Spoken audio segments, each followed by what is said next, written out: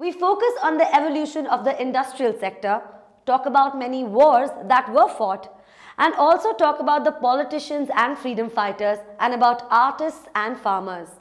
But it is rarely something that we have heard about pastoralists. Now, while pastoralism by definition is an economic activity which involves taking care of herds of cattle, goats and sheep. But sometimes agriculture is also practiced along with it.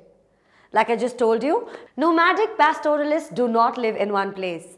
They keep moving to different areas along with their animals.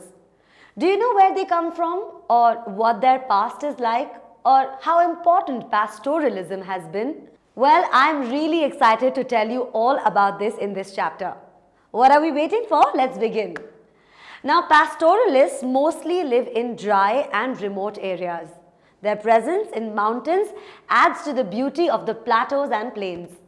They also brave the harsh winds of many deserts, and their livelihoods are completely dependent on their knowledge of the surrounding ecosystem and on the well-being of their animals. India too had and still has her share of pastoral nomads who wander from places to places.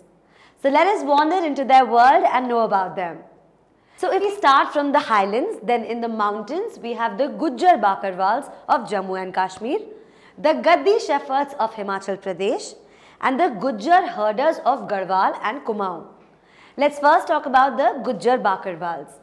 They were known as the great herders of goats and sheep, and they migrated to Jammu and Kashmir in the 19th century in search of grazing land for their animals.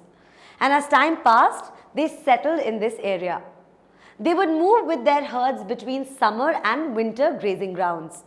In winter, that is from September end, they lived in the low hills of Shivalik range, where their cattle fed on dry scrub forests. This is because the high mountains would be covered with snow during winter.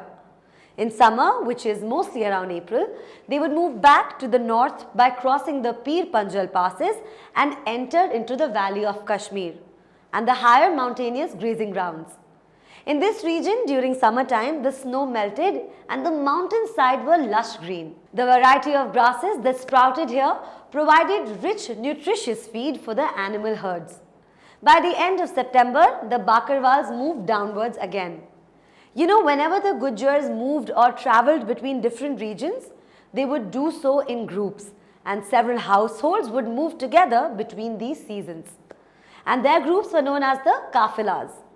Even today, the Gujjars are considered to be fantastic herders of goats and sheep. In the year 1850, G.C. Barnes wrote a report about his settlement in Kangra, in which he also wrote about the Gujjars. Let's read his words together and feel their world, shall we?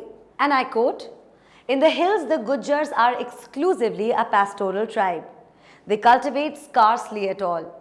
The Gaddis keep flocks of sheep and goats, and the Gujjars' wealth consists of buffaloes.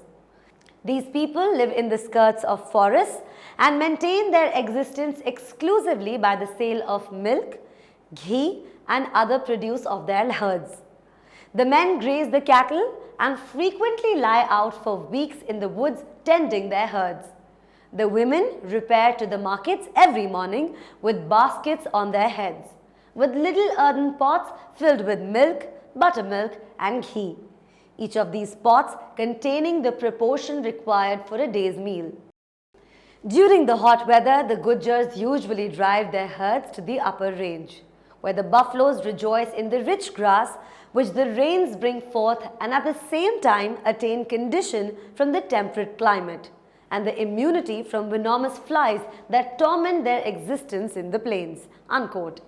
Barnes' words actually give us a very accurate description about the Gujjars, isn't it?